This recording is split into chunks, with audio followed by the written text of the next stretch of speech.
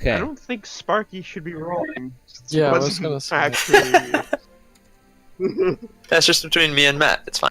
I did watch the VOD That's or true. video or whatever. He did. Joan, what happened 2 weeks ago? Aww. Well, you see, we found this lovely...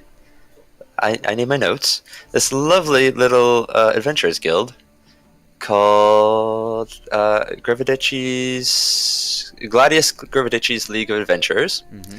And we meandered through the hall and eventually found our way to a receptionist named Cecilia, who had curious magical powers and sent a lovely fluttering piece of paper off to Lord Jonathan Green's residence. And we were going to take care of a small mystery for him, in which his cows are being gutted and eaten alive. Or, well, presumably alive, maybe after they're dead. We don't really know.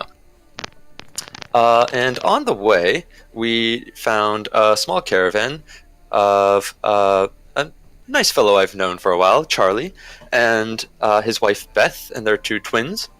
And we've been traveling with them for a few days, and shortly after leaving the main trail, about a day or 2 later, we encountered a odd bush creature thing that had a body inside it, which we tried to take care of the body. We tried to burn it, as good people do, especially our friend, the cleric of the Lord of Light, Soul.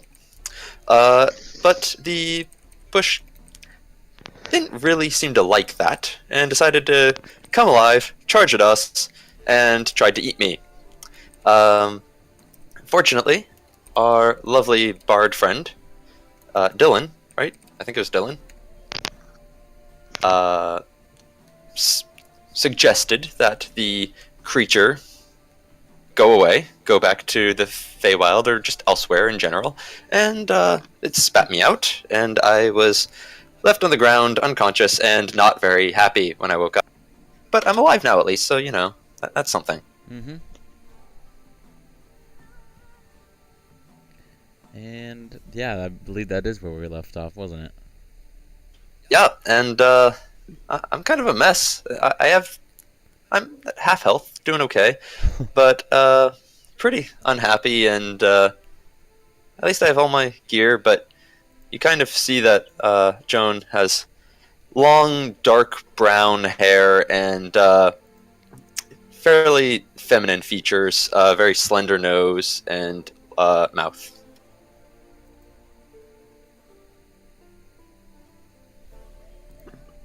All right. So Can't really keep my hood up when I'm spat out of a giant mouth creature. So we are on day... I believe day 11. Of the journey? Yes. So, someone roll me a d20. I'll roll it. I'll decide your fate from the shadows as well. We appreciate your decision for us. 12. Nice. All right. So throughout this very day, you guys do not come across any encounters. Through the nighttime, Charlie will probably sing some sort of nursery rhyme, teaching some sort of lessons to everyone around. He doesn't have any instrument, so he probably just claps his hands together for a beat. Does the harmonica join in? I feel like that's an important step. I will accompany him on the harmonica. Okay.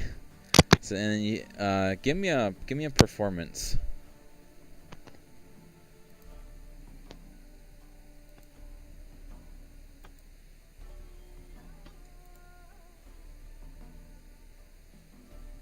Nice. Oh, Nice. So Joan is so aroused by the performance, she claps along. So as this performance is happening, I imagine that as Charlie gets to a point where it's he basically gets to a point where he points off to Dylan, in which Dylan just does a badass epic harmonica solo that just appeases even the ears of the gods. It's just, ooh, it's so amazing. You actually wow the twins, who seem to be really only wowed by anything that Joan does, but this seems to catch their attention, and you definitely see a sparkle in their eye, giving them inspiration to maybe pick up the harmonica one day. That was quite something. After that performance is done, Charlie will come up to you and pat you on the back and tell you that's the best damn harmonica playing he's ever seen since his grandpappy was able to breathe. And then later on, everyone goes to bed, and now we get to day 13. Grandpappy the harmonica player. Uh-huh. That's all he was known for. D20 roll, somebody. Anyway. Sure, got you. Oh, it's too Yeah, late. natural one. Natural 1. All I don't know if right. that's good or bad or terrible. So natural 1 means that now we have to roll in this table. I'm sorry. Roll another d20. Someone else roll it. I don't want to roll again. I'm sure that the high roll is going to be bad here. Oh no. Wow. Okay. You jinxed it. So you guys actually don't encounter anything, Oh, Dylan, our savior. which is well, I wouldn't say it's hard to get, but all right. So this is the 15th day. You are. Charlie will say that you guys are on his land, but you're basically kind of in the outskirts where it's basically just free roaming grass. Possibly space for him to let his cattle roam free. Free. There are large fences of some sort of metallic wire that are wrapped around wooden posts, and as you kind of like get to a spot where there's basically what looks to be this massive like gate, Charlie opens it, and you see that when he does it like extremely carefully, almost as if he doesn't open this gate right, something is going to happen to him. And as you guys are kind of standing in front of this large wired gate, you can hear the faint noise of humming.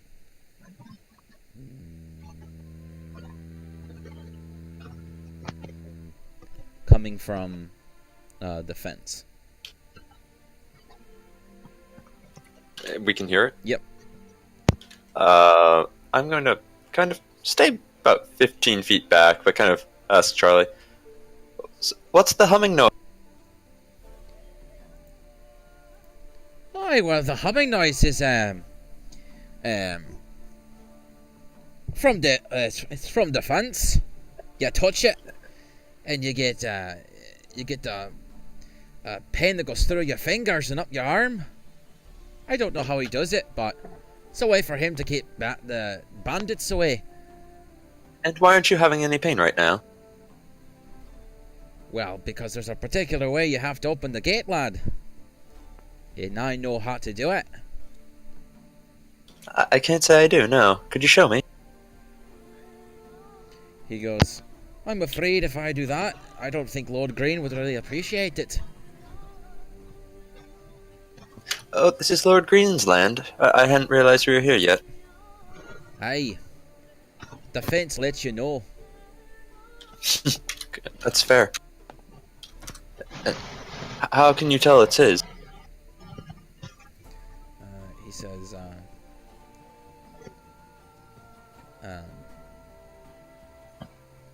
well, from the stories, really. All is lands surrounded by a gate such as this, one that gives you a bit of pain if you don't open it. Aye. His family are known as ones with particular ways of keeping their cattle in, keeping their cattle in, but keeping predators out. Quite interesting what's been happening to his cattle with his gate mechanism then. Aye. Whatever's getting inside of it must either know how to open the gate or is able to jump over the fence. You guys can And see how- this fence is like, it's not just like a fence that goes up to like your waist. It goes fairly above your heads, like maybe. So a good 10, 15 feet. Yeah, just around that. Okay. So he opens the gate and then lets everyone inside, and he closes it carefully, and you proceed on. And since you're in his estate, there are no encounters for this. And Unless we get the big bad. so it takes you just about damn near. It gets to evening, not quite to the point where you need to essentially take a rest, but it basically gets to dusk when you see the first signs of massive barns, and then you see his fairly large-sized mansion. It's about as big as his largest barn that he has. I thought I had a layout here of his, but that was probably physical.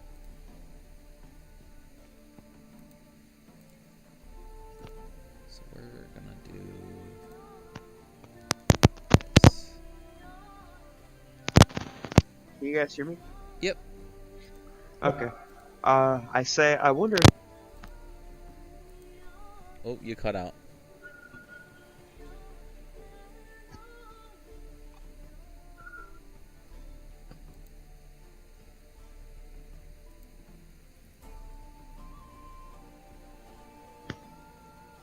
Can you guys hear me? I can now, Yep. yes.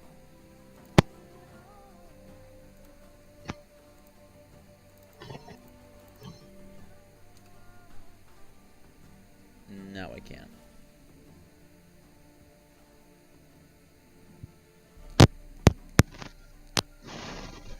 You know, I was gonna say, if you want, you can try like putting your voice through Roll20. Or wait, I don't know. Well, it might not be Discord. It might be your microphone.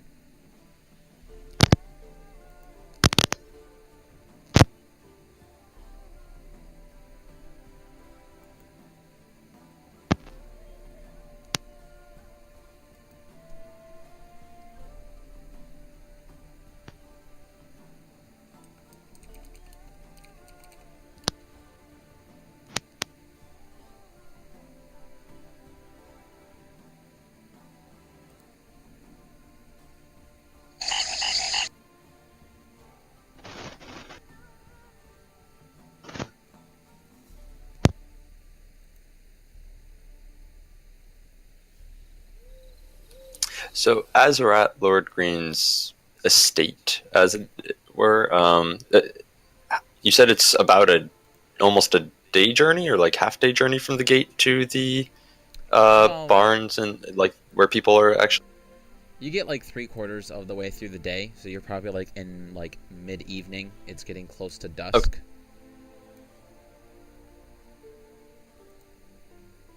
Gotcha. And you see that there are four structures.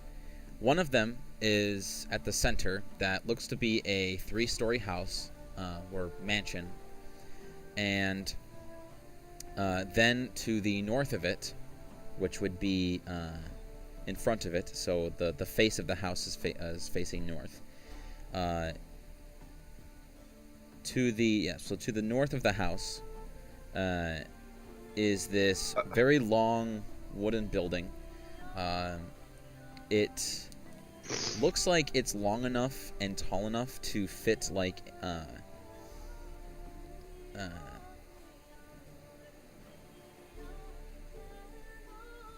trying to think of. Shoot, I just lost the word. Can you guys hear me? Yes, I can. Okay. you're better now. I went to go get my backup headset.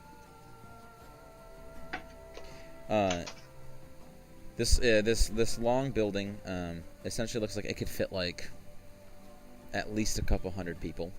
Oh, okay. Then there is another one which is to the houses. Let's see, that would be so to the west.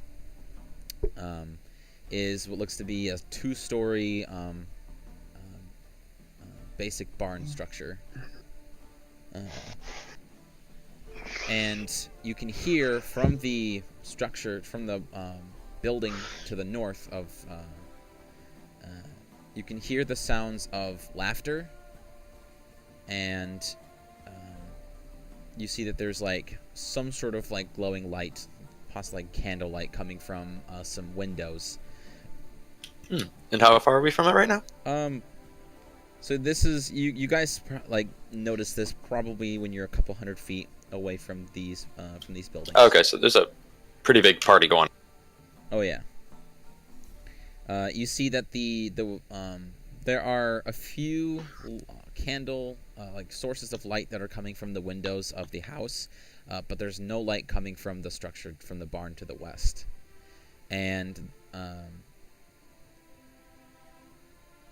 Charlie parks his wagon essentially in front of the barn to the west, and he hops off, and he tells his wife and his kids, to come with him, and the rest of you stay out here while he goes and talks to Lord Green. Before he goes, I'd like to just kind of go next to him real quick and quietly ask, is it time for the bear to come? He smirks and he says, he goes, no, in fact, don't mention it. Got it. I'm going to make it a surprise. And then he winks. He turns around and he starts walking up to the front patio of the mansion. You see him knocks again, and eventually someone answers the door. You see it's a fairly older woman dressed in some sort of dirty dress with an apron on, and her graying hair is balled up into a bun, and she looks at Charlie with just a strange look, and you hear them babble back and forth. He laughs loudly, makes the woman laugh, and then she retreats into the house, in which then about a minute later out steps this man wearing a white tunic, a dirtied white tunic, dark green trousers, and worn brown leather boots. What man? Like, is it? Do you have a picture? Or... Yep.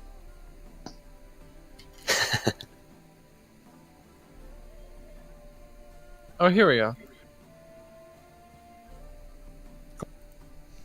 You guys see in the fashion of the Borderlands series, where the camera zooms in and it freeze frames and it shows John Green's name, and then some witty comment off on the side, and an epic guitar riff. I rub my eyes and just like look around. Like, was I the only one who saw that? Magic text. And you see Charlie's talking to him, and this man is kind of looking at Charlie. He basically kind of has this look that it's kind of like that look where it's like, oh, Great, it's you. But Charlie's being his enthusiastic, extroverted self, being loud and a little bit obnoxious, and A little bit. he gestures over to his wagon and to you guys, and which he looks over at you with his squinted, narrow eyes, and then he pulls out from his trouser pocket a tin box. He flips the hatch open and pulls out this brown roll of some sort. He then puts that back, pulls out some sort of small box, flips that open, and then pulls out a little stick, and then lifts up his boot, and then strikes the bottom of his boot with the stick, and lights up the roll, and and begins to smoke this cigar. A couple minutes go by, and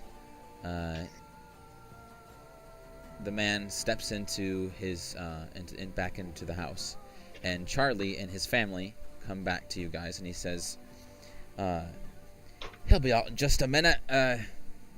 He's got himself a dinner guest, and he'll be out in a moment when dinners are done."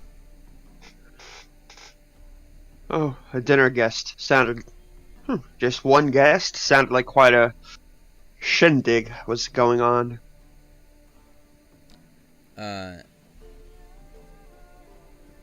He says, "Speaking of dinner," he looks over at his wife, in which Bethany just kind of looks at him, and they just kind of stare at each other. And then Bethany just rolls her eyes and goes into the wagon and starts pulling out preparations to make a little fire. Are you sure that it's okay if we start a fire on Lord Green's land? Or more importantly, will not Lord Green be giving us dinner, as we are his guests as well, and here to... Well, technically we haven't been invited yet, and we kind of invited ourselves almost. Aye. So it's hard. Well, he should have a letter from Cecilia, should he not? True, if they sent a letter, would the letter have reached him before we did? Charlie speaks up and says, "I could care less if he threw the damn thing and doesn't give it to us for free for pity. I like me wife's cooking better." Fair enough. That makes perfect sense, Charlie. I wasn't saying we were going to make food for you guys. Suppose if you want some, you could make some more for these ones, dear? Oh, no, we wouldn't want to impose it all like that, but... Yes, I believe we imposed enough on you and your family for these past few days. Bethany goes to say something, and Charlie goes, "All right, suit yourself. More for me."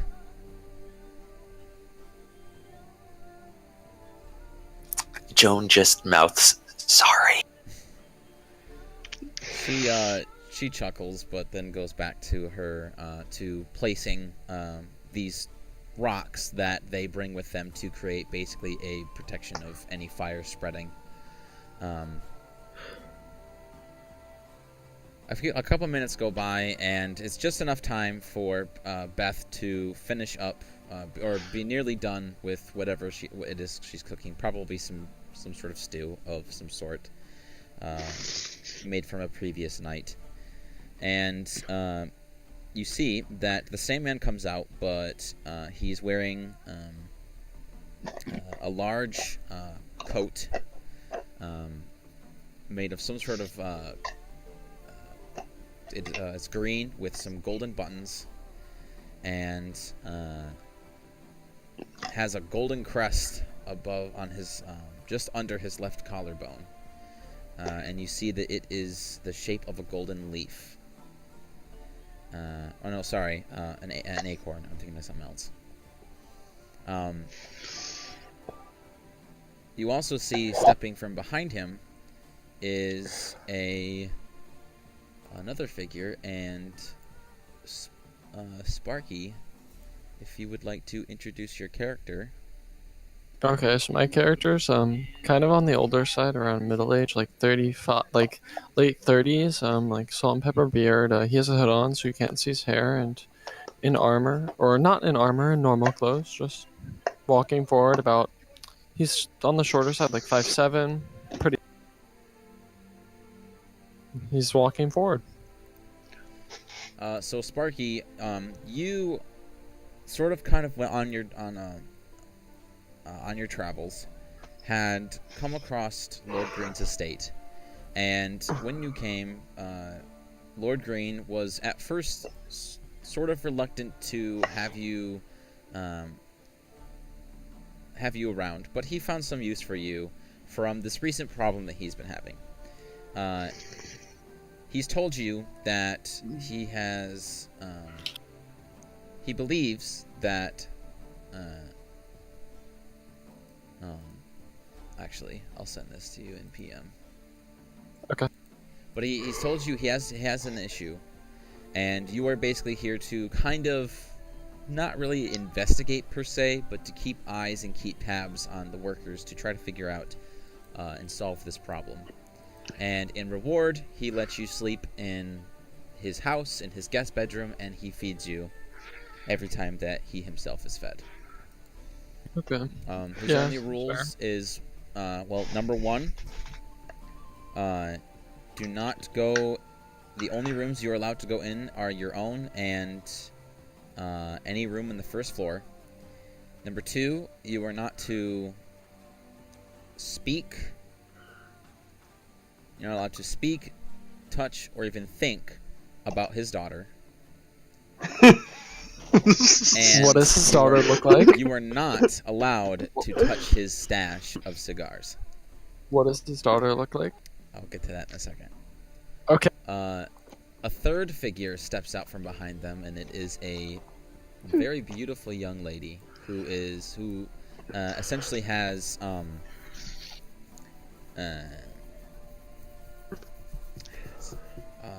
oh shoot, I'm losing it. It's not a robe. It's a Gown, oh my god, dress. No, it's Skirt, no, it's basically just like a cloak. cloak. Yes. I kept thinking cloth. I'm like, I'm so close. It's not cloth. I'm so freaking close. A cloak. A dark green cloak. And she kind of wraps it around herself. And this is what she looks like. Yep. Boop. Boop. So many Beths. Yep. Shit. Did you say so many deaths? Beth. Beth. I Oh. scratch my hand under my nose to make it look like I'm itching something, but under my breath I say, I think she takes more after her mother.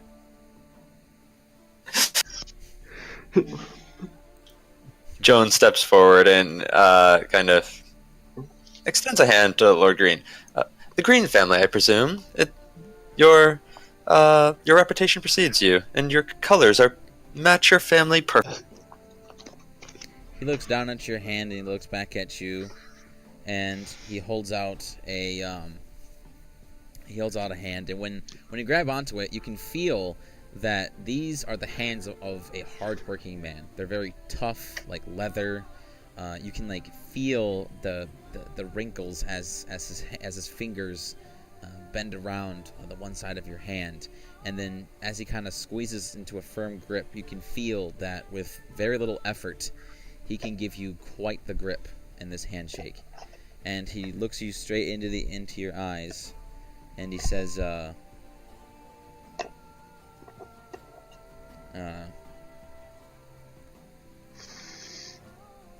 thank you for your compliment. Of course. I take it you may have received a letter in the past few days from the League of Adventurers. he says, I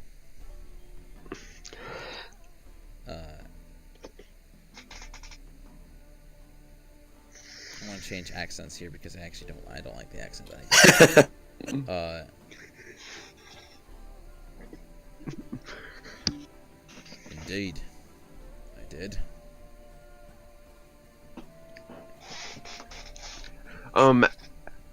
After they're done shaking hands, I will also extend my hand and say, Dylan Mordecai, at your service.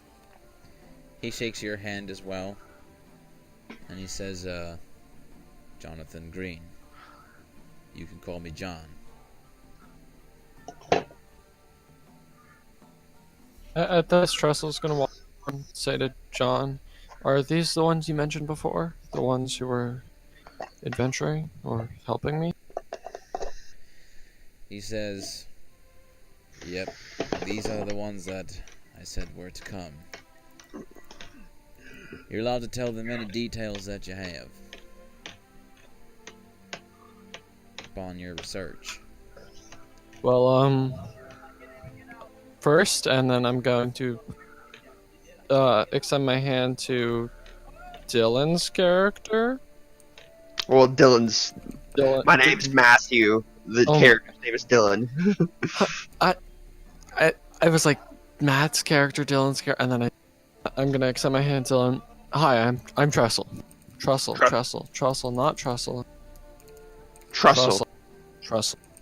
Trussell. Yes. Nice to meet you, Trussell. My name's Dylan Mordecai of the Mordecai College of Magic. Coincidence or Choice. interesting? Okay.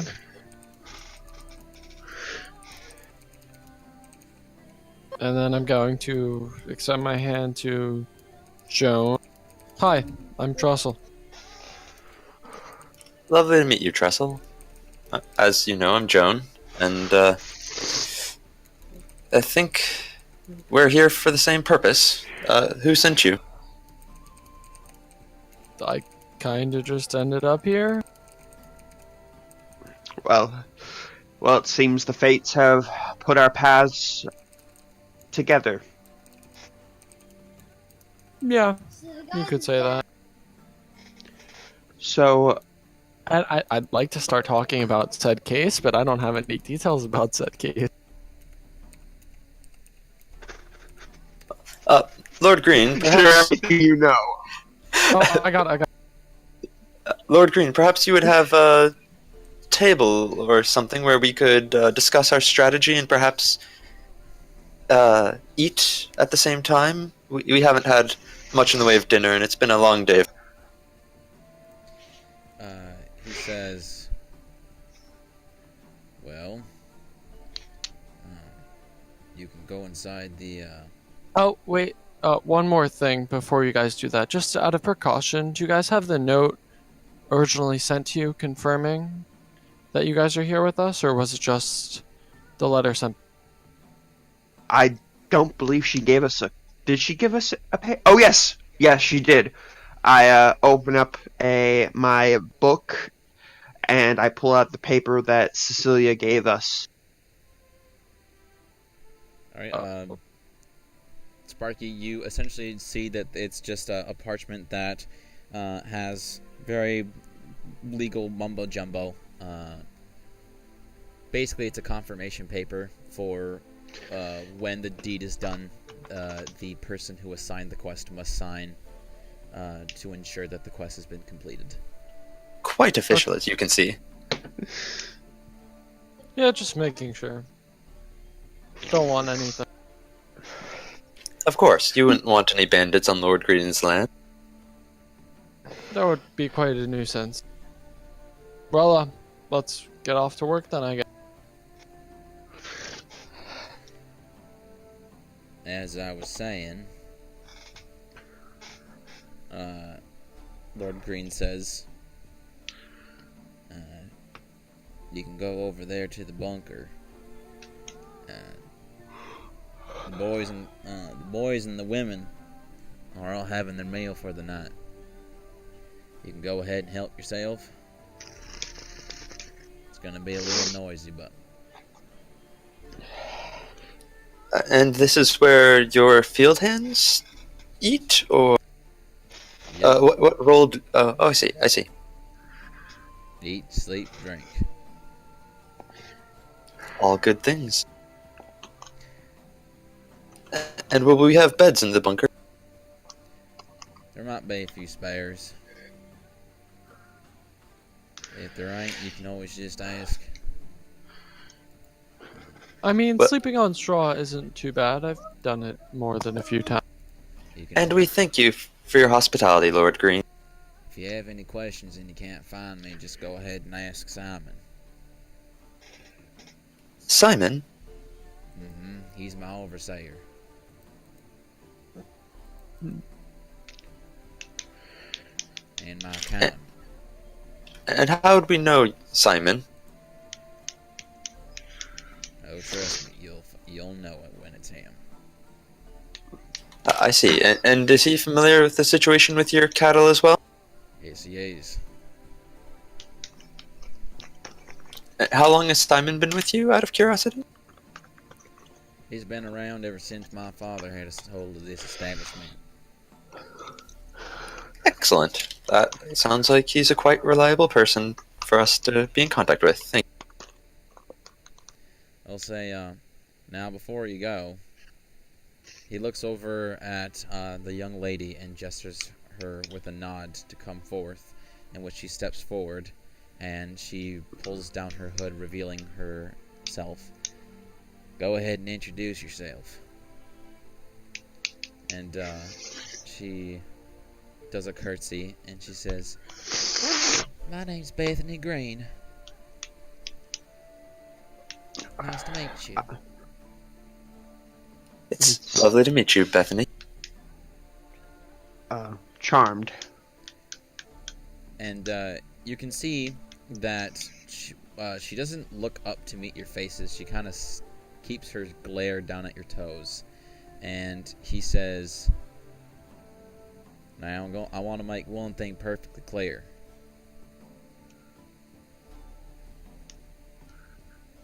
In your little investigation, I have some rules. Number one, you can only go around as freely and carelessly as you want on the first floor of my house. If you wish to see anything else and anywhere else, besides that in the house, you gotta have my supervision. Number two, you don't touch, you don't talk, you don't even think about my daughter without me being there. Number three, don't touch my cigarette. Don't touch my cigars. Other than that, do what you will. Just make sure that you find out what in the hell's doing this to my feet. Very fair rules, Lord Green, and it's lovely to meet you, Bethany. I'm sure we'll be seeing you. What does Bethany's face look like? Is she like embarrassed about this? Is she like? She Go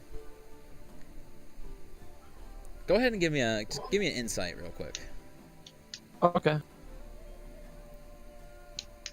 I did the thing. 15. All right. So with your insight, you can tell that it seems to be that she kind of has like this mannerism that she's keeping herself introverted unless spoken to. So she is looking down. She doesn't seem to be embarrassed. She doesn't not really shy. She's just being obedient and Okay. well behaved.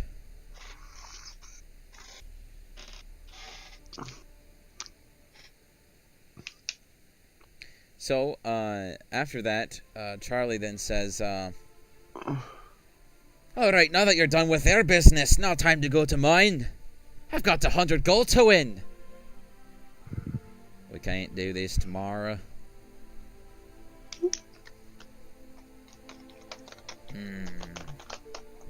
Charlie kind of just runs his fingers through his beard.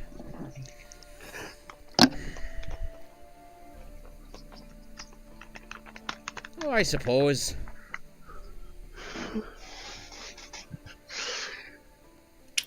I imagine daylight would be more agreeable for settling your bet, wouldn't it be, Charlie? He smirks. Aye.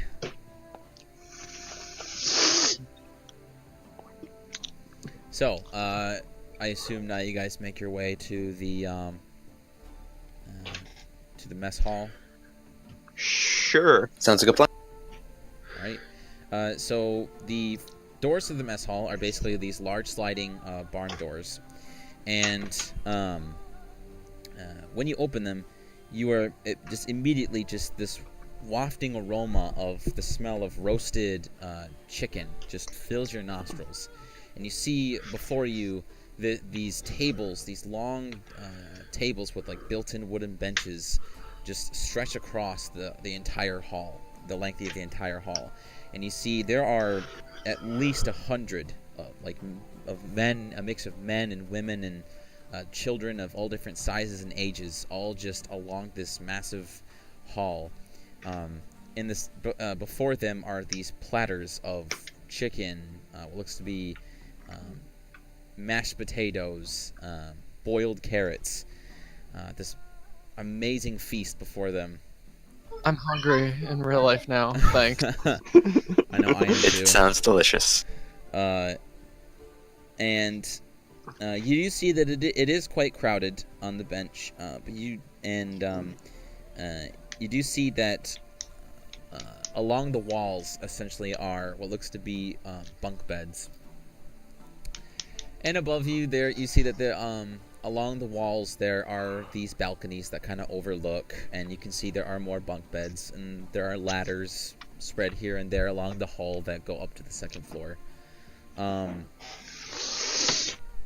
You also see that there are a couple of women who are walking along the mess hall, essentially picking up plates and then putting them in these large, like 50-gallon wooden buckets, as these workers are essentially done eating.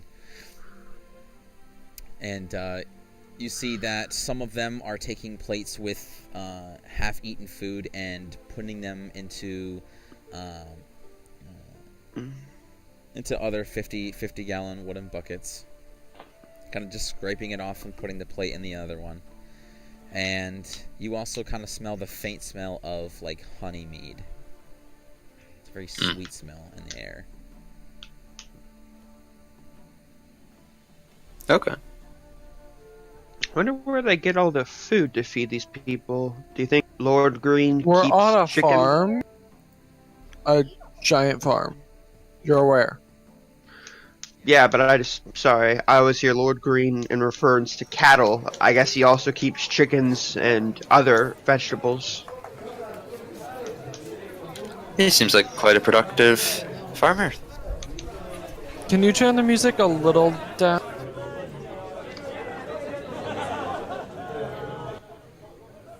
Yeah, that's all. But how much were we supposed to offer you guys again? Do you have the original quest contract? I forget entirely. I look at Joan and I'm like, how much were they supposed to offer us? I was under the impression that we were allowed admittance to the League of Adventurers once we completed our quest. Yeah, I guess that is our payment. I guess we're doing this free of charge. Okay.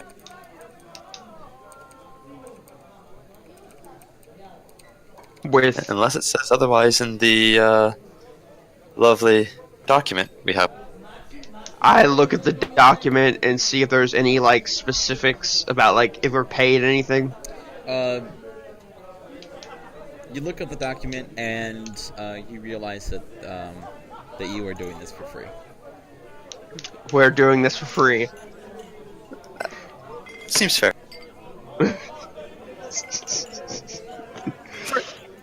Interesting. I feel that's somewhat but I What suppose do you we are getting you food. Well, we're also doing this to gain admittance to the League of Adventurers, which will lead to many more quests that should Okay. lead to payment. So it's sort of Hopefully- you gotta. Yeah, hopefully, more prosperous endeavors will follow. It's your orientation. Hopefully.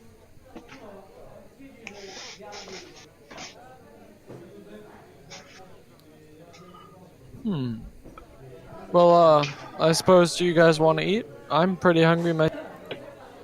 Sure, food would be nice. You could tell us also everything you know about the case so far. Where did we get food? So basically, it kind of looks like of what's happening is that all of the workers have the essentials, the plates and silverwares, and it's basically just kind of self-served. You can approach one of the women who are like basically, I guess, waitresses slash bussers. You can probably approach them, and they will give you.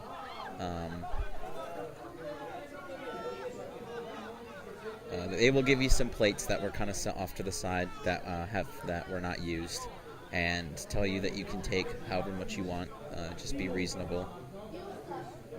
And if you would like some mead, she can get you guys some mead. Or if you want some water, she'll have to go back to the well and get you some water.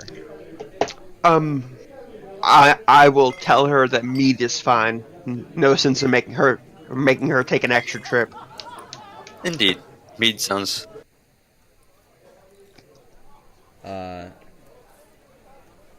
She looks over at you, Trussell.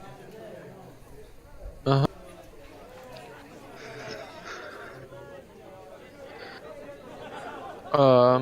I'll have meat too. Sorry. That's right. Very well.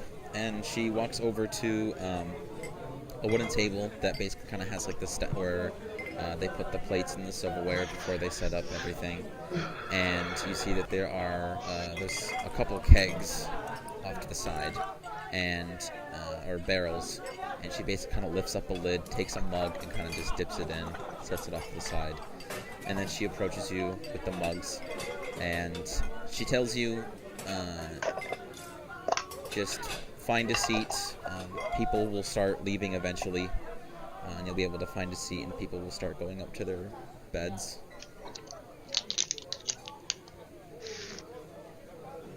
And when you kind of stand off to the side, eventually you do see that there is a spot where you can all sit down into a huddled group. The people that you kind of almost squeeze next to, they tell you good evening, and they try their best to scoot away from you to give you some room. And they look away from you to mind their business and to let you have yours.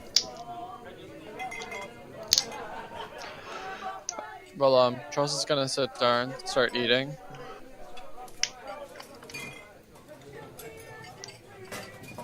Joan will join.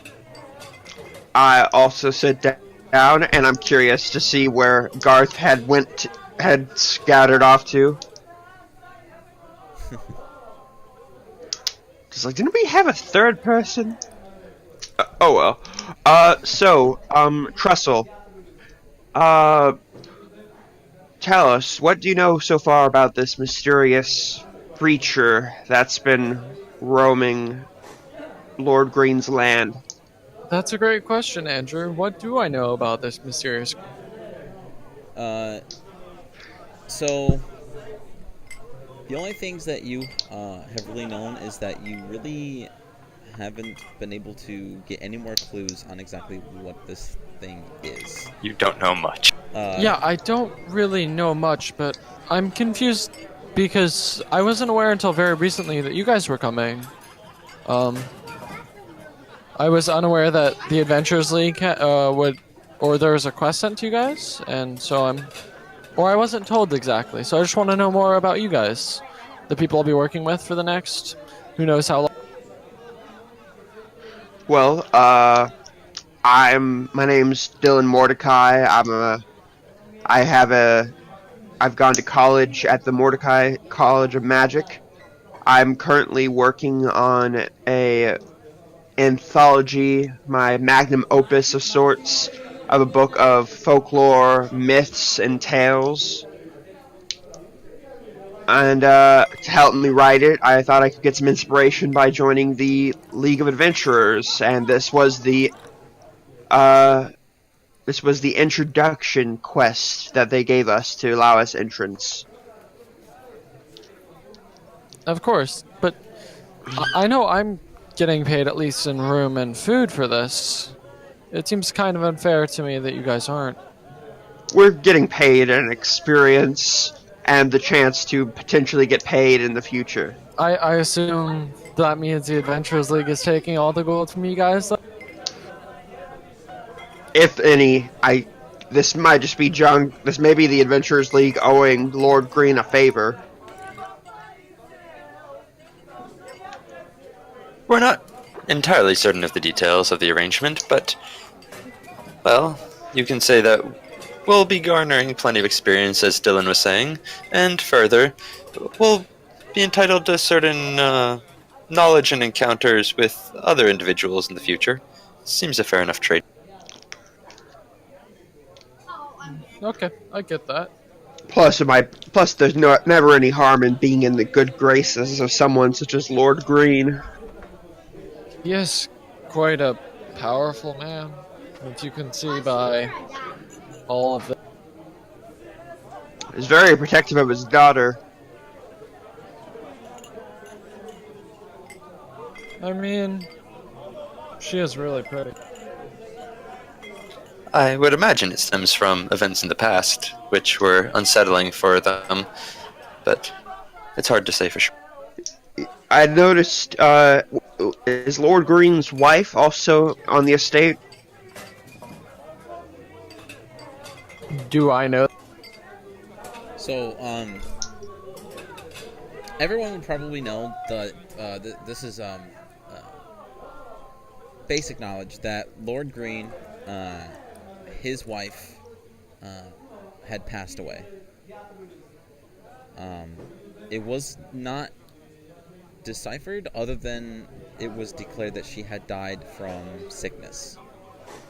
Whether if it was just like a fever or some sort of disease that she had contracted, that was not put in detail, other than she was just deceased via an illness. So it's relatively young and a few years? Yes. Though this was probably like at least over a decade ago. Okay, gotcha. So I'm thinking, so obviously there's some beast that's doing this. It's something small, something that I doubt it's a group of animals, unless they have the ability to hide very well. So it's a lone. So it's a lone animal, a lone monster creature that's attacking all these. Somehow it was able to get on Lord Green's estate, unless it has always been on Lord Green's estate, or at least jump the fence, or has a high tolerance for pain, because as we all know, his fences are enchanted to be very painful to the touch. And I doubt a beast, unless that was very intelligent and could figure out how to open the gate. I mean, it could be anything at this point. I really don't have many leads. I was planning on staking out tonight, but it feels tough to do it alone, so perhaps you guys could help with. Seems fair. Yeah, I would. I don't have any problem sleeping under the stars, keeping watch. Has it always attacked during the night? As far as I'm aware, yes. Any similarities between the nights that it's attacked, like weather conditions, phases of the moon, constellations in rise? So, you would know in like further detail that there doesn't seem to really be a pattern, other than this has been happening at least, essentially like maybe once a month. There might have been one time where it happened twice in 1 month, but no more than that. I mean, There's not really a pattern. It happens so infrequently, like only once or maybe even twice a month, that it's tough to really get a beat on if Could I there's do? any specific. Could I try to do an Arcana check or something to see if this has like maybe there's a certain kind of monster that this criteria reminds me of? Go ahead. And when was the last attack? The last time this a cattle was found gored?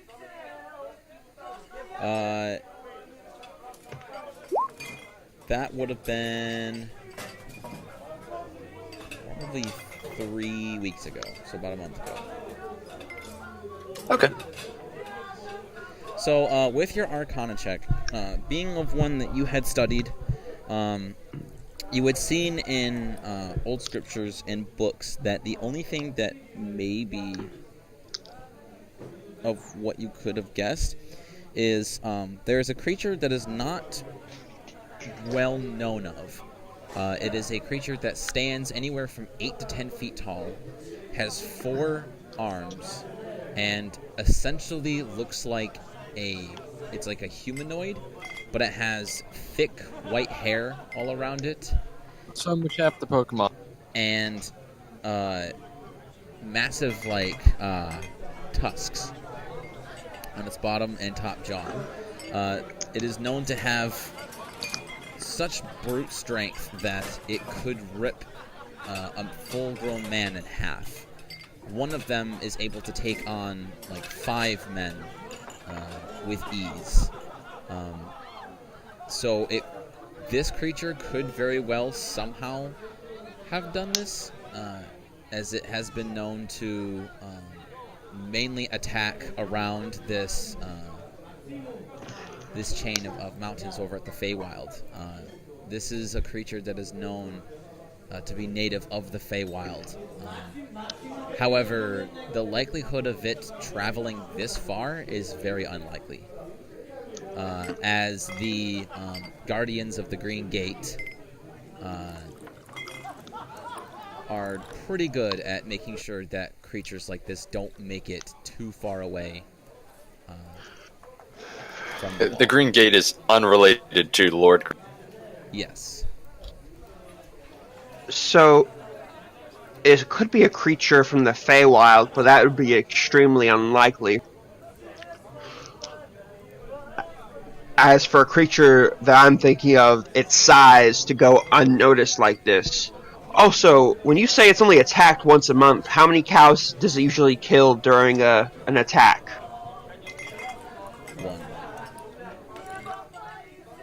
I don't know. Most creatures need to eat fairly often, so I'm not sure if this creature... How else is this creature getting sustenance between attacks is how I'm curious. In my travels, have I heard about any other attacks similar on an estate that's not Lord?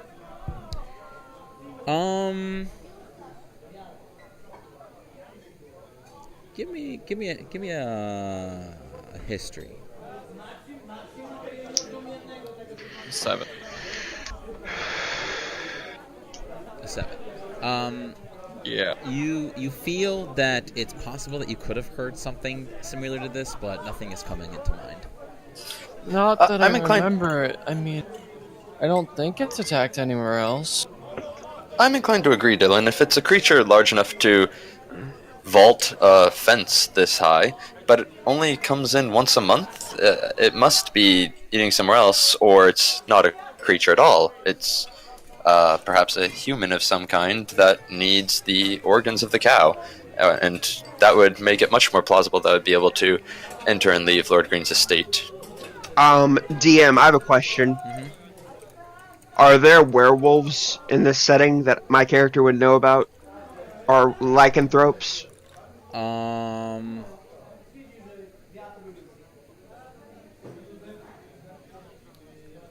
There are like tales of it. It's more just like spooky stories, but there has not been like any actual like evidence or proven sightings that such things exist.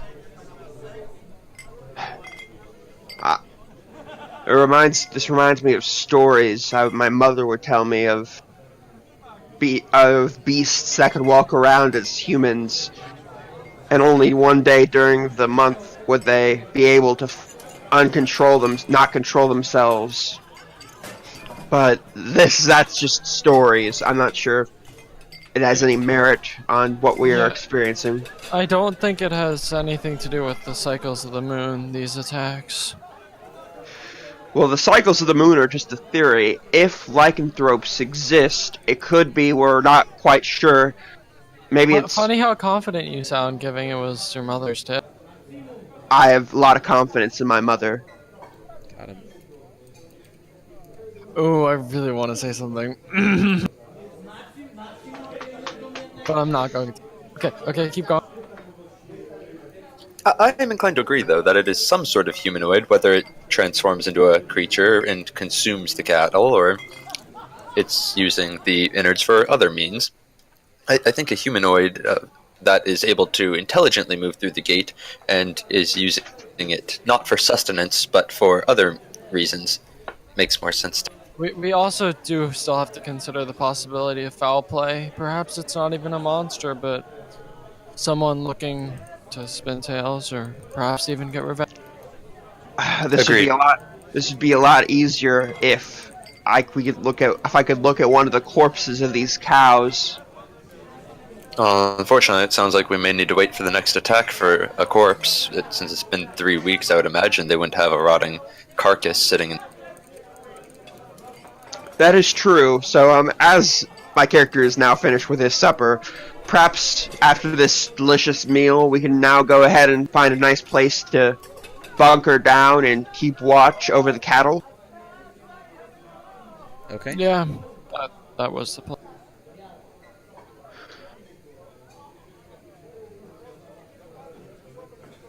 So you finish up your meals. The waitresses essentially take your dirty plates and mugs. You head out, and Trussell, you can lead them to where the cattle essentially stay. You know that the cattle essentially have this large piece of land that's basically like a massive ring that essentially is it goes around the outside of the farmland, but there are these paths that kind of go in between it that allow Lord Green and his laborers to herd them closer into the farm when it gets closer into the day, in which they have a designated area where they're kind of penned up, and similar gates that right his borders. And you guys can approach the gate. You do see that there is essentially an entrance that is very similar to the one that he had entered through to enter into his land, with an intricate lock that looks very similar. Sorry, about what time of day? It's definitely dark out. The sun has sunken down beneath the horizon.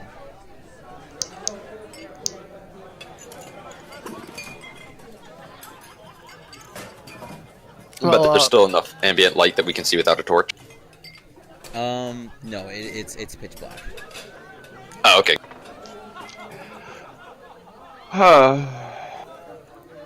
Okay. Well, we have.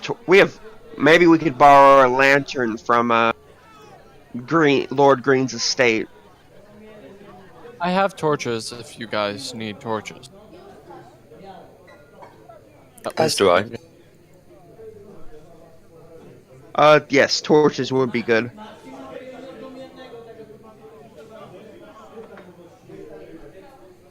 And, Joan do you guys pulls out mind- a torch and light as Do you it's guys getting mind dark. staying here? I need to talk to Lord Green about something before the night ends, or at least as soon as possible. I know farmers go to bed earlier. Yeah, I sure. suppose. You can go. We can. I'm sure between the two of us, we could keep a good eye out for while you're gone. Okay. After he gets a pretty far distance away, I look at Joan and I'm like, so what do you think of Trestle? An interesting fellow. I'm curious as to his motive for being. Hmm. But other than that, I assume he'll be helpful in tracking down whatever creature is doing this.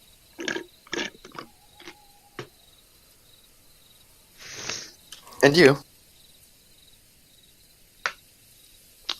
I don't know. It doesn't seem he doesn't quite yet seem the adventurous type. I'm not sure. I don't know. He doesn't seem like a bad fellow. Just I'm not sure if how well he'll hold under pressure.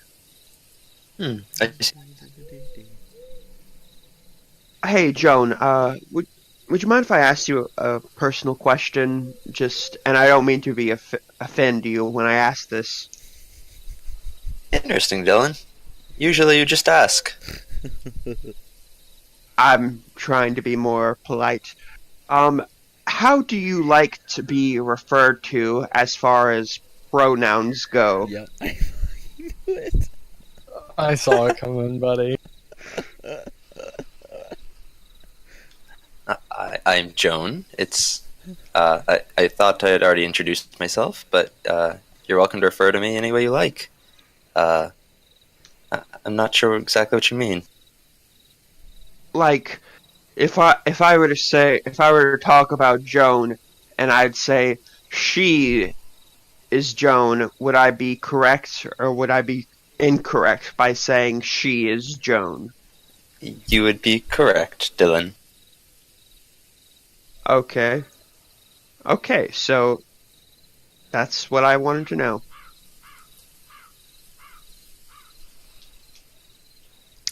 Joan goes to look for a nice hill to sit on nearby that looks over the field that has a locking mechanism. Would you want me to come with you on the hill, or would you rather me stay down here?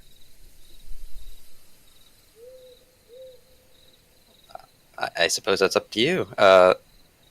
It's a fairly large enclosure, but we want to keep eyes on as much of it as possible, but obviously we don't want either of us being dragged off in the night. Yes, that would be undesirable.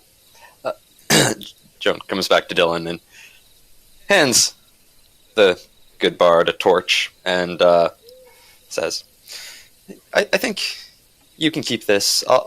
I do all right in the dark. I don't think anything will sneak up on me. DM. Mm-hmm. After Joan was unconscious, did I see anything that would make me think that Joan was not quite human? No. I'm inclined to say no.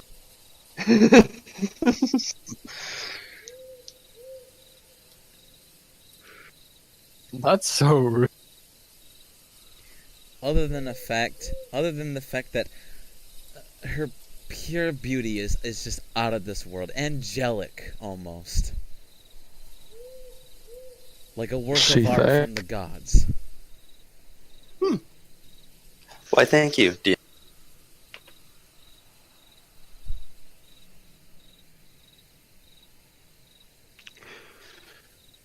So, no, other than Joan is quite hot.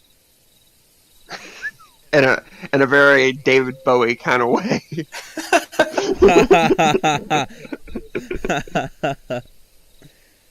Great. Now I'm gonna imagine Joan as like freaking David Bowie from the Goblin King, from the Labyrinth. Nice. As I sort of get ready to start watch, I start playing a small tune on my harmonica that's very like campfire-y. So like Piano Man.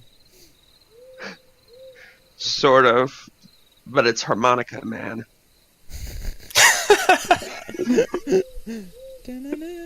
I've been Joan. holding back on the memes too. Harmonica Man. Joan rolls her eyes and just kind of keeps an eye on Dylan to make sure he doesn't get attacked and killed. From about 60 feet away. Dylan has not yet realized that Dylan is probably the bait. So, if I'm to get this right, so Joan, are you out of the radius of the torchlight, or are you standing within proximity? I don't actually know. Is it 30 feet of bright light and 60 feet of dim? I think it's 2020. 2020? Okay. Yes. Joan would be probably on the just out of the torchlight, about 10 feet outside, about 50 feet away from Dylan. Okay. On any sort of small knoll, just like a couple feet above the rest of the ground, if possible. Okay. Is it a grassy knoll? A grassy knoll would be preferred. This part of the land is mostly flat, so there really isn't any like high areas. Okay. Then just about 50 feet away along the edge of the enclosure, keeping an eye on both Dylan and... All right. And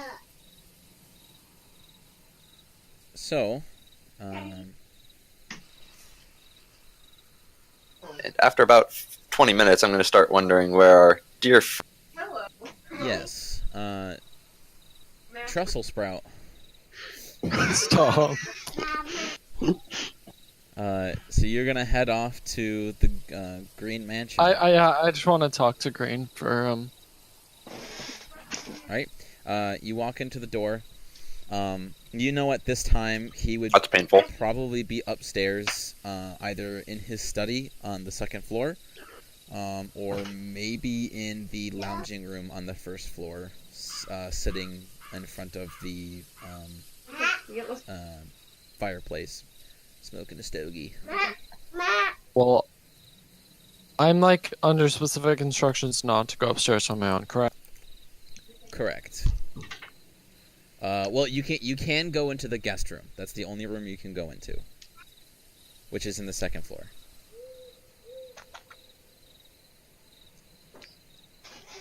Well, I'm gonna look for him in the main area first, and then You do see that he is in the lounge area where there is he's sitting on a high back chair with a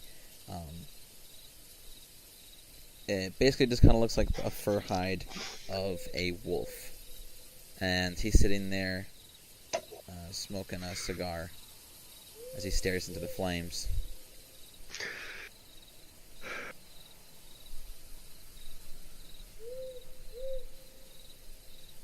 Hi, Mr. Green. Can I ask you a few questions?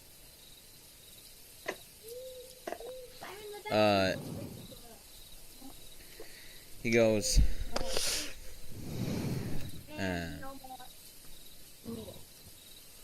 Oh, is there a chest in there? No. shoot. I lost them. Yeah. I broke them. Just some things. Are we paying them? I'm very confused about how this whole Adventurers League thing. I wasn't really told much about them. Well,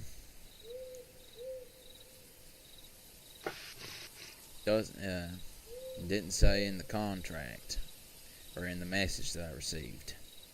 Not exactly sure how much they paid them, if they paid them at all.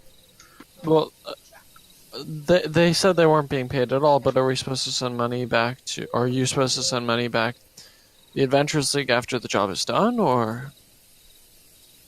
You're really concerned about this money thing. He says, well, technically I didn't make it, but and the message didn't say that I need to make payments, so I assume that the payment's already made. Interesting.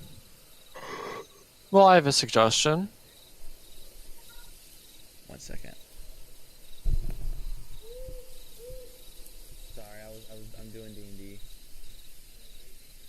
No, I'm doing D&D right now. Yeah, I didn't hear. What'd you say? Yeah, I do. It's at like 6:30, 7 o'clock.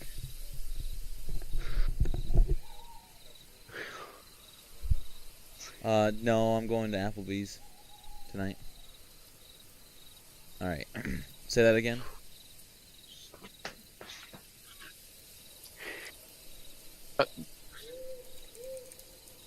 I mean, so you're not paying them, but what happens after this is?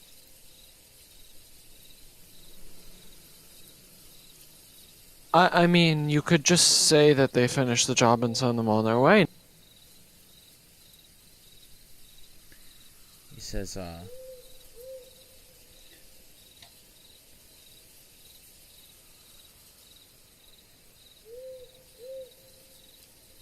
do you know anything about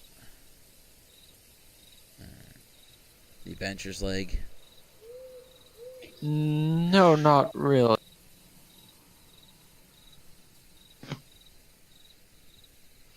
You see that he takes a couple big puffs from his cigar.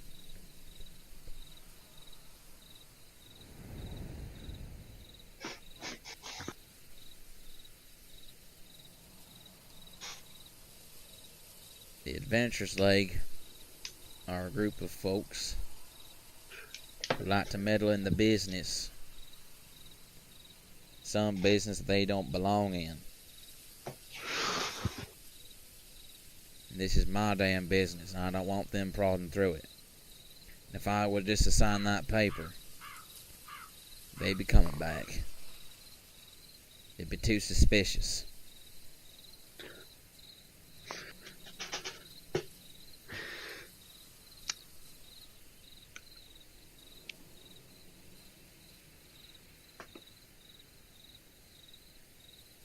Well, then, what do you suggest I do here? I'm capable of a lot if I... Well, I suppose the best course of action, now that I got to sit here and think about it, is for you to stall them, make them think that they had completed a job, stage something. I don't care if you have to convince them that a damn raccoon had killed these cows. Whatever it takes, just convince them that they had an actual case to solve, and that they had actual evidence that this is the way to be solved. And what happens if they do end up solving the actual case? Trust me, they won't. Got it, Not sir. alive. And Justin's gonna walk back towards them. So, as that is happening, Joan and Dylan, I want both of you to give me perception checks. Those of you, and give me a, believe Dylan, give me disadvantage. Even with the torch? Yes, this is out of the torchlight. Crit success. Nice. 8. Oh, goody! Look at you guys. Yeah, let's see the bear sneaking up on you. Actually, I got crit success and a crit fail, so I'm glad it was neutral.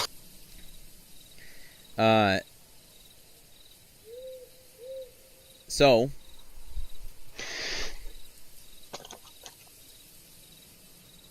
Joan, you essentially catch a glimpse of the corner of your eye, a figure slowly creeping up to the cattle pen. It's not a very large figure, and they don't seem like hunched down. They're basically just like taking their time walking to the pen and not being very cautious about it. Good, so someone's just walking up to it normally. The only weird thing is that it's night. Mm-hmm.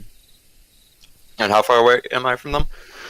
Being that you're like 50 feet away from the cow pen, and they're headed towards the door, you're probably like within I'd say around the same distance, so probably like 50 feet. Okay.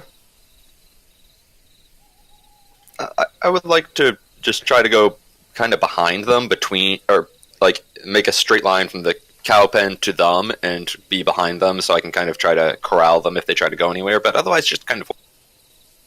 All right, so give me a stealth check. Sounds good. And No one's rolled a natural one but me. Oh wait, no. Yeah, I but mean, that one it's an doesn't Navi count. tech. And just to be clear, I want to stay like 30, 40 feet away from them if Okay. I can. So you can make your way around and get behind them and stay behind them.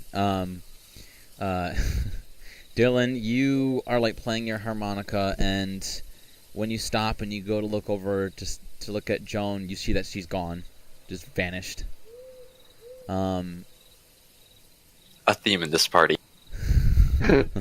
I sort of have a very like kind of oh shit look on my face, and I'm just like looking around, just like oh no, did the monster get Joan? Scooby-Doo, where are you? Joan, as you get closer to this figure, you see that it looks to be a man who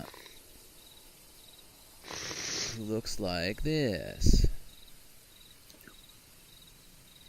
I can see in the dark that well. Nice. I believe so.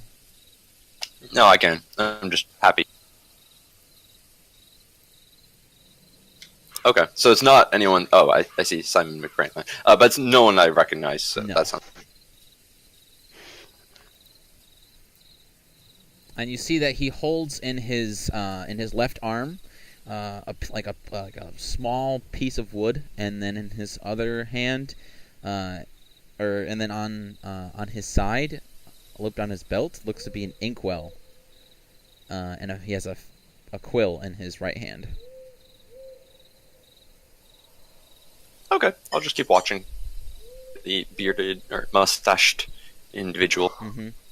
So Dylan, I'm just looking around to see if I can find Joan. yeah. If you want, you can go ahead and give me a perception check, but you have to beat a stealth of 21. Dang it! I wish that was advantage. Yeah, you don't see her anywhere, and you all of a sudden hear the sound of like metal clinking and making all these weird noises, and you look over and you can see that there's something moving at the gate entrance into the cattle pen. I sort of like crouch down and I start to like walk towards the cattle pen, but I put out the torch and just try to see if I can see in the moonlight. All right, you can go ahead and give me a stealth. 16, not bad. Nice. Not So you start slowly approaching. Joan, you notice that the torchlight goes away, and when you take a quick glimpse, you see that Dylan is slowly creeping towards this this man, and this man seems to be totally oblivious of anything that's going on around him.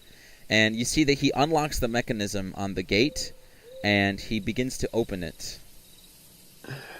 Can I see how he unlocks it? Like, have I observed enough to have an idea that I could do it, or probably? Yeah. At this point, you could do it on your own. Okay. Joan is going to pull out a small whistle and just kind of not super loud, not insanely shrill, but kind of try to just make about a half-second toot. When you do that, the figure jumps, dropping his things, and says, he goes, "Oh my word! What was that?" And he starts looking around. I'm still 30 feet back, just kind of crouched down, not moving. Who's there?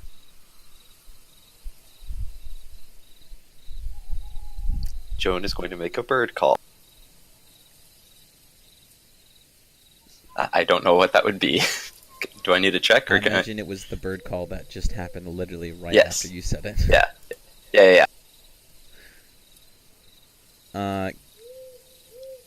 Or that one will work. Give me a performance. Oh, goody.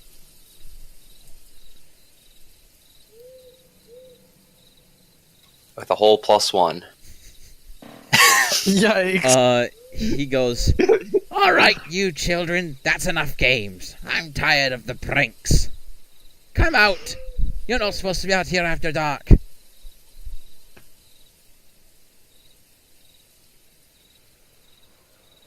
I'm going to sneak away toward the nearest building and just try to kind of hide in. I assume there's tall grass somewhere.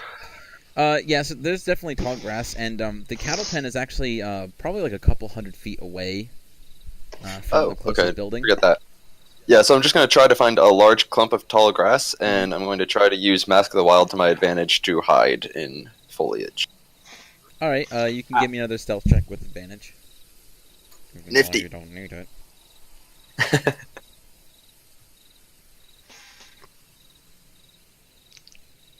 And goneth you are.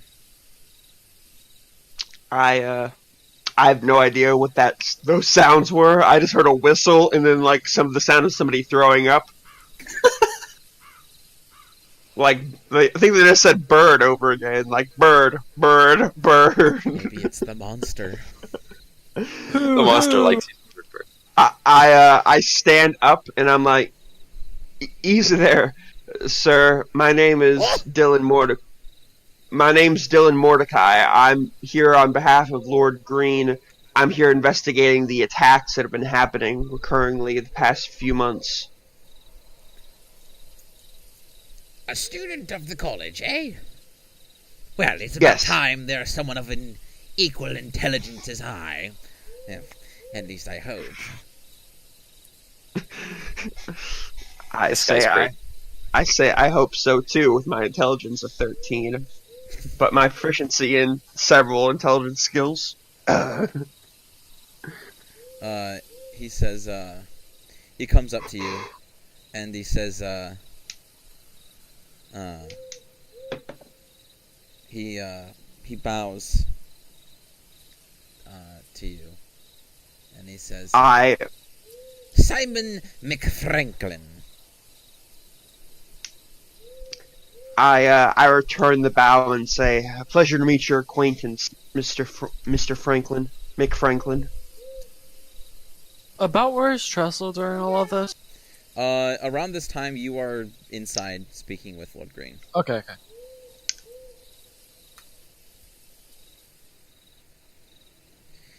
He goes, pleasure to meet you, Dylan. Are you in relations to the Mordecai? The Mordecai, no sir, I am not. Of course not.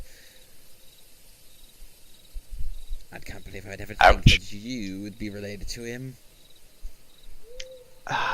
Yes, unfortunately, our bloodlines do not pool together. Unfortunate indeed.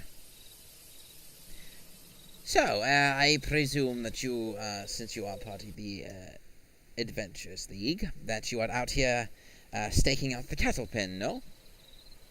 Yes sir, that was the idea. Well, I came out here for my daily evening count on the cattle.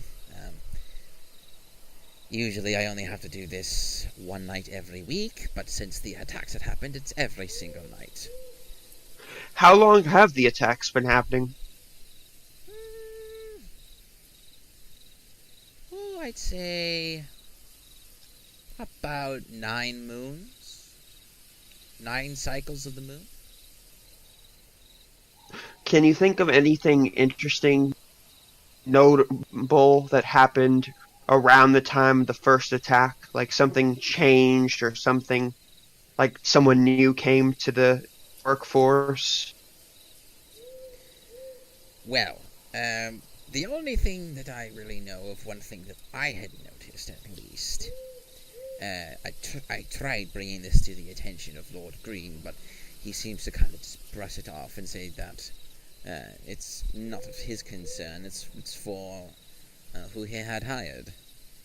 And that is, at first, the attacks happened only on the cattle that were impregnated.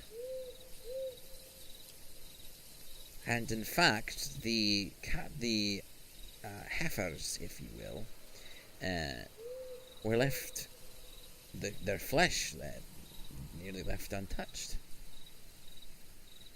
It was almost as if the fetus of the calf was gutted out and taken.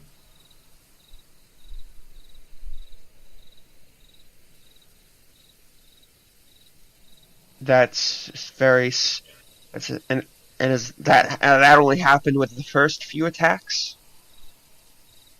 Yes. Eventually, the damn thing ran out of cattle to kill, so it went to the female cows that were not pregnated.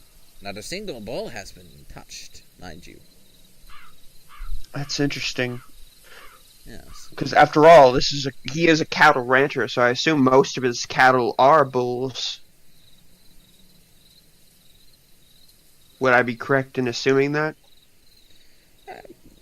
No. We have a lot of cows with us. Bulls, you see, Lord Green, his family has found out that certain bulls produce offspring that are similar to their fathers. So he usually keeps the bulls that are the best, and the lame ones get slaughtered and put inside for storage to feed the laborers. Interesting. So, you were saying that someone new joined the force around the time of the beginning of the attacks?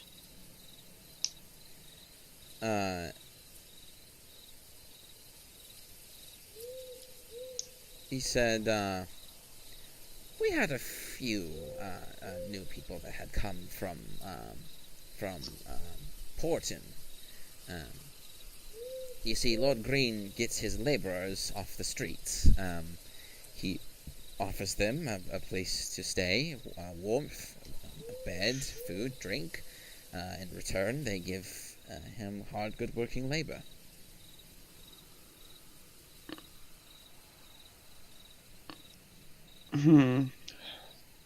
How long has Trussell been staying on the estate? It couldn't have been maybe a cycle and a half, maybe? Okay.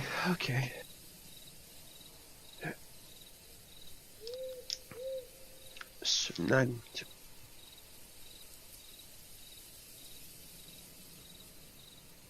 how, if I were to ask your honest opinion, what do you think the attacks are made by? He goes, well, Your I think what it could be, there's someone here that is working, I think it's one of the laborers. They are here, and they are targeting those cattle and trying to essentially eliminate the product that Lord Green makes, trying to strike at where his money is at.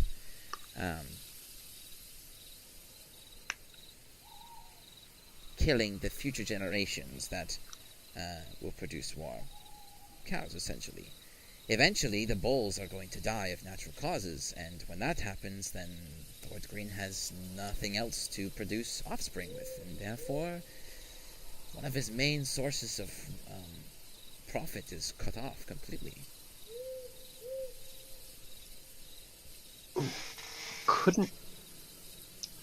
But why only kill one at a time? Why not kill, say, 2 or 3, and why only once a month? Maybe the only thing I can think of is maybe they're trying to frame the thought of something like a beast or a creature that is doing this.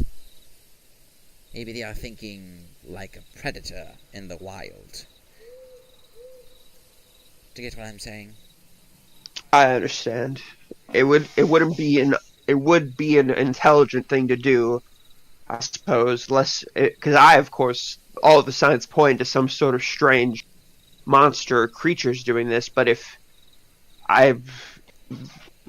it was just a normal, mundane cause, then it would make sense. Personally, if I were somebody who was trying to do it, I would try to make it appear as if it was something else entirely. Has he tried, I don't know, firing the newer workers and getting a new batch?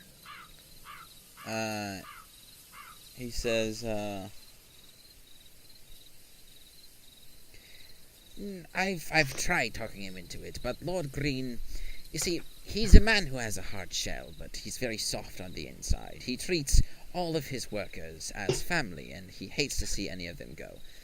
Especially since when he kicks them out, they just go back to where they came from, which is on the streets. Right. I understand. It's very noble of him.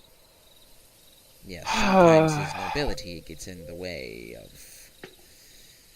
Well, I will let you and Lord Green know if me and my companions, wherever they have run off to, see anything during the night that would give us any clue about the perpetrator of this terribleness that seems to be happening to your cattle.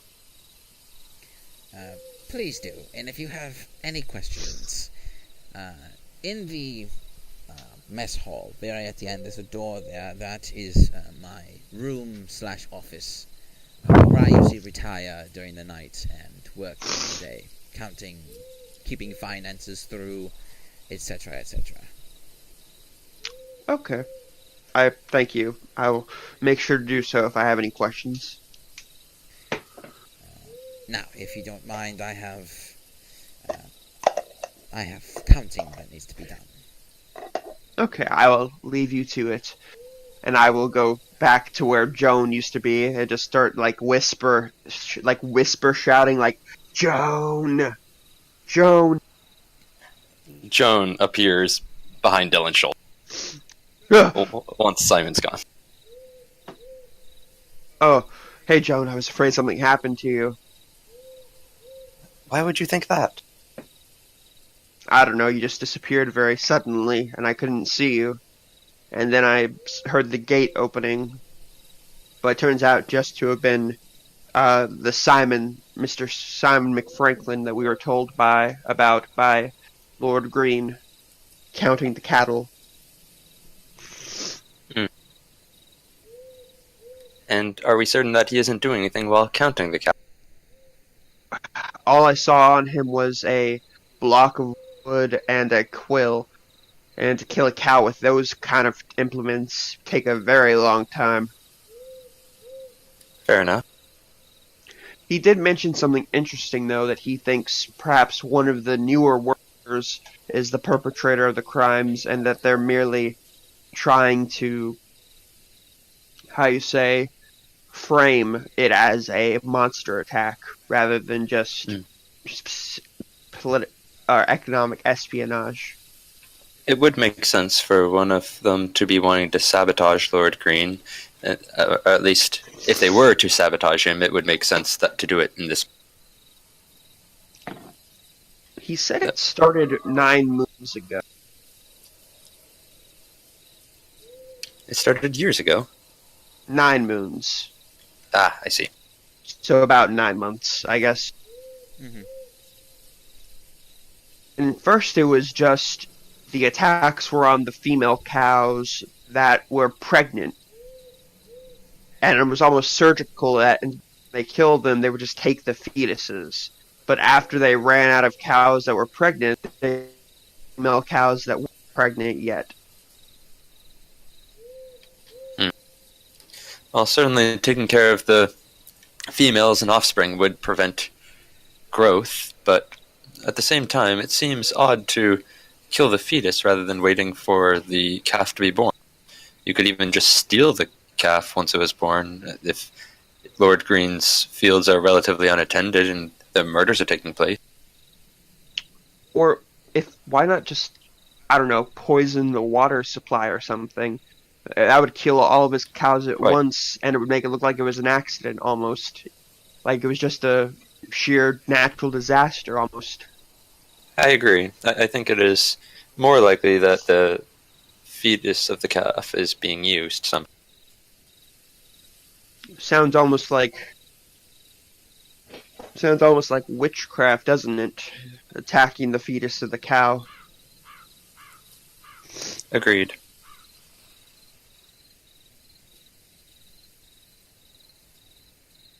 But perhaps reading too much into it. We'll have to wait and see, I think.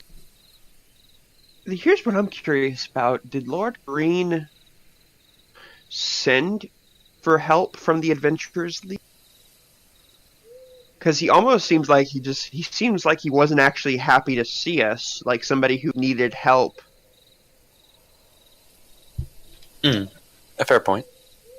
So then, if Lord Green did not send for us, why did the Adventurers League send us to begin with? Well, they are the Adventurers League. Perhaps they just... Adventurers are known to stick their noses in where they may not necessarily belong. That is quite right. That we are.